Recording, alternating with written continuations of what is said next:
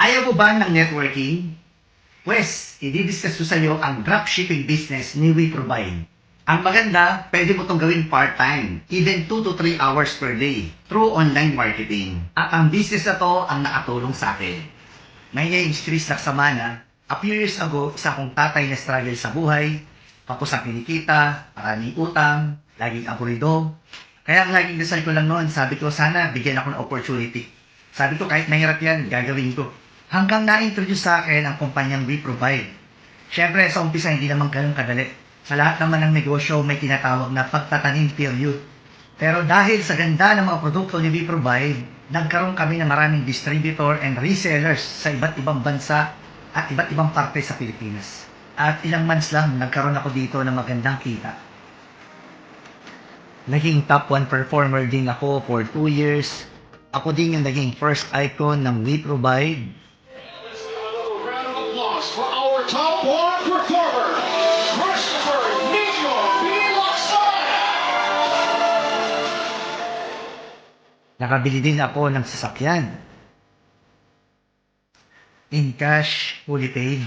Nag-qualify din ako sa car incentive. Nahit ko din ang travel incentive in Singapore. 3 days and 2 nights kami doon. Hello guys! Grabe, dito tayo sa mga tourist spot dito sa Singapore. At ang pinaka-thankful ako sa ganitong klaseng business na ako nakapagpatayo ng simpleng bahay. At ngayon, nakakapag-invest na ako sa mga businesses ng mga kakilala ko. Nakakapag-invest na rin ako sa mga properties. At ang pinakamahalaga, nagkaroon ako ng madaming oras para sa pamilya. At ngayon, ang pinaka-na-enjoy ko, yung peace of mind. Yung hindi na ako kakaba-kaba, enrollment sa tuition fee, hindi na kailangan yung may nagtatalo sa bahay ng dahil sa pera. At ang pinakamasaya, yung naaasikaso ko yung nanay ko. Alam mo, pati sa mga kaibigan ko, mga mahal ko sa buhay, nakatulong talaga si WeProvide.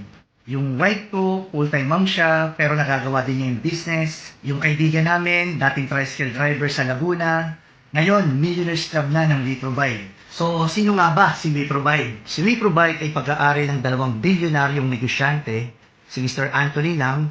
Business partner siya ng Henry C. Family.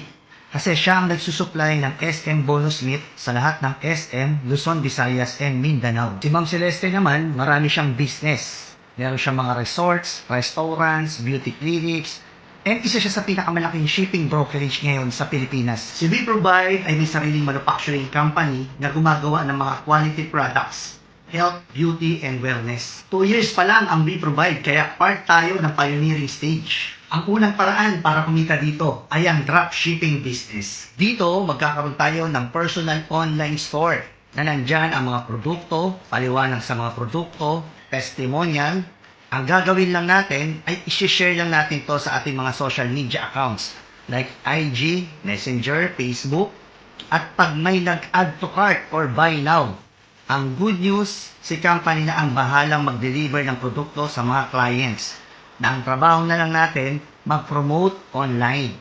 At yung kita natin na 25% profit, ilalagay ni company sa ating e-wallet account. At ang maganda, meron tayo dito mga trainings. Ituturo sa atin ang mga techniques in doing effective online marketing.